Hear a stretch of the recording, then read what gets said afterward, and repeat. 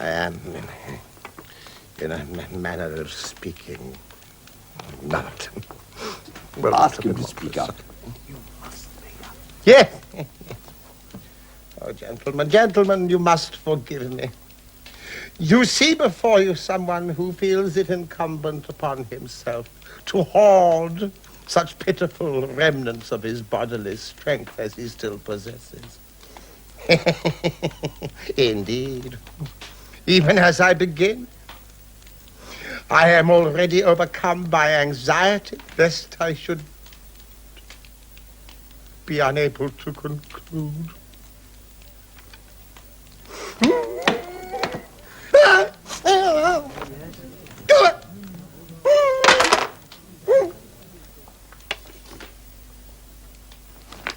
Thank you.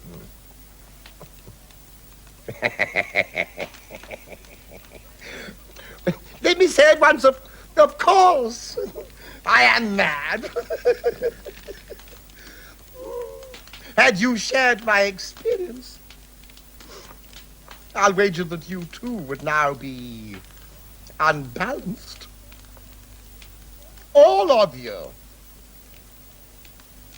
The dreadful misfortune of my life began over 30 years ago, while I was visiting the free port of Hamburg. Then as now a city of beauty and energy, although its heart and soul had been ravaged by the great fire of 1842. As the younger son of an established Norwich coach builder, I had been sent to Hamburg by my father to negotiate the construction and sale of those canary yellow carriages which the leading burghers had found to be ideally suited as public conveyances. My host was the venerable Senator Otto Steckerbeck, an old friend of my father's. All the members of his charming family were courtesy itself, always, for instance, choosing to speak English in my presence, and in all manners of ways contriving to make the stranger feel welcome in their house.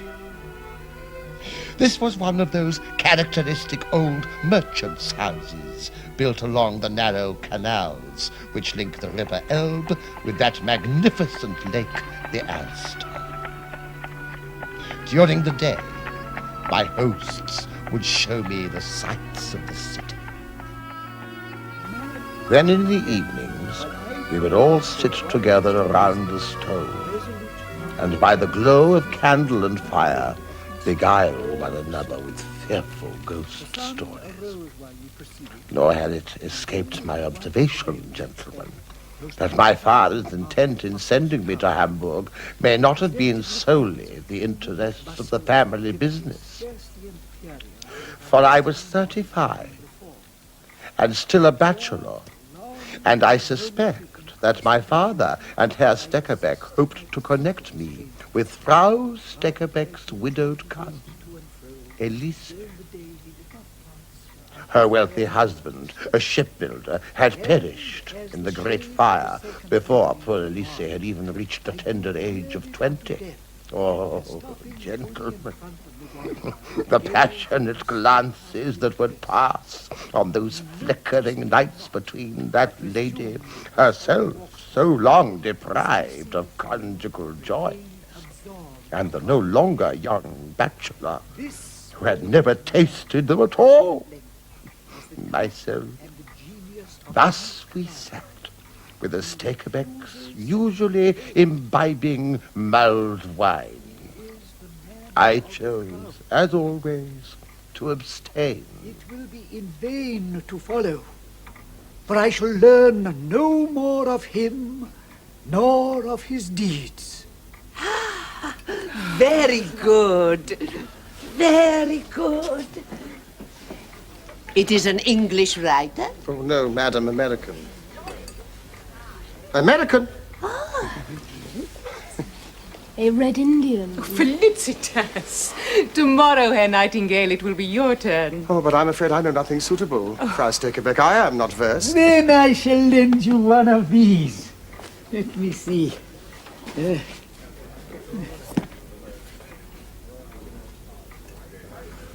I have in my room many English books. I am ready for my bed. Oh, yes, we should all like to retire for the night now. Yes, I have the need. Oh, I have seen so much of your beautiful city today, Frau Stekerbeg. Then you must go to bed, Herr Nightingale.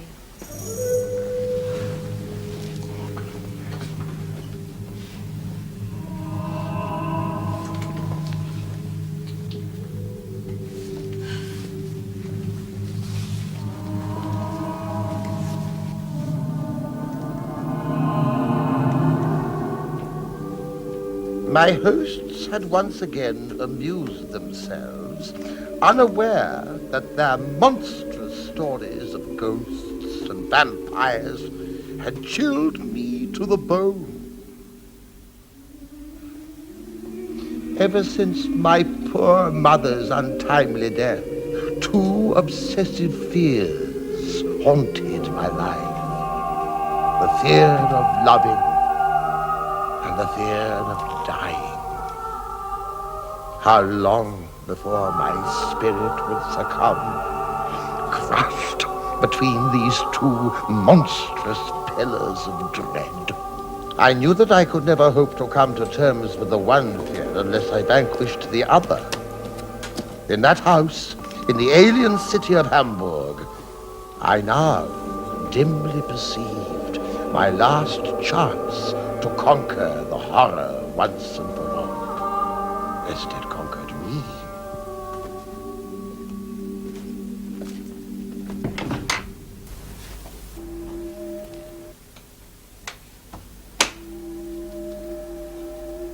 The moment I crossed the threshold at night, this room, with its strange shapes and flickering shadows, filled me with cunning, devious, inexplicable terror and dread.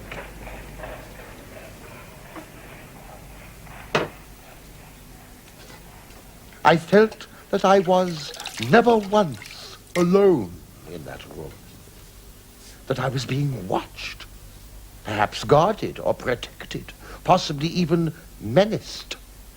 But by whom?